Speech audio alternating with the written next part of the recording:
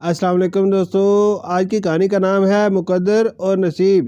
ایک صاحب سفر میں تھے، راستے میں نماز کا وقت آیا تو وہ ایک آبادی میں داخل ہوئے۔ مسجد کا پتہ کیا، قریب ہی مسجد مل گئی۔ مسجد کی طرف بڑھتے ہوئے دل میں خیال آیا کہ سواری گھوڑا اور اس پر لگی قیمتی زین کس کے حوالے کی جائے، کہیں ایسا نہ ہو کہ نماز کے دوران کوئی چوری نہ کر لے۔ اسی سوچ میں تھے کہ ایک نوجوان نظر آیا، اسے بلایا اور کہا، بیٹا میں مسافر ہوں، نماز کا وقت ہو رہا ہے، کیا تم نماز کے اختتام تک میری سواری اور سامان کی حفاظت کر سکتے ہو؟ نوجوان نے جواب دیا، جی کیوں نہیں، آپ بے فکر ہو کر نماز ادا کریں، میں یہیں کھڑا رہوں گا۔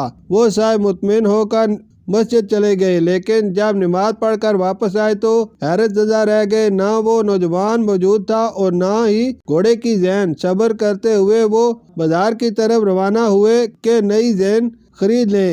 ایک دکان پر نظر پڑی تو دل چونک اٹھا، وہی زین دکان میں لٹک رہی تھی۔ پوچھا، یہ زین کہاں سے آئی؟ دکاندار نے کہا، ابھی ایک لڑکا 2 درہم میں بیچ کر گیا ہے۔ یہ سن کر وہ صاحب افسوس سے بولے، کاش اس نے تھوڑا صبر کر لیا ہوتا تو یہ 2 درہم حرام نہ ہوتے۔ میں نے تو نماز میں یہی ارادہ کیا تھا کہ نماز کے بعد اسے 2 درہم بطور ہدیہ دوں گا۔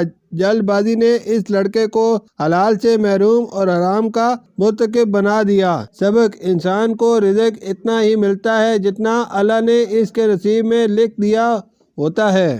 یہ ہمارے اختیار میں ہے کہ ہم اسے حلال طریقے سے حاصل کریں یا حرام طریقے سے۔ صبر کر لیا جائے تو رزق بھی ملتا ہے اور برکت بھی۔ یاد رکھیں، جو چیز مقدر میں ہو وہ مل کر رہتی ہے، فرق صرف طریقے کا ہوتا ہے۔ شکریہ۔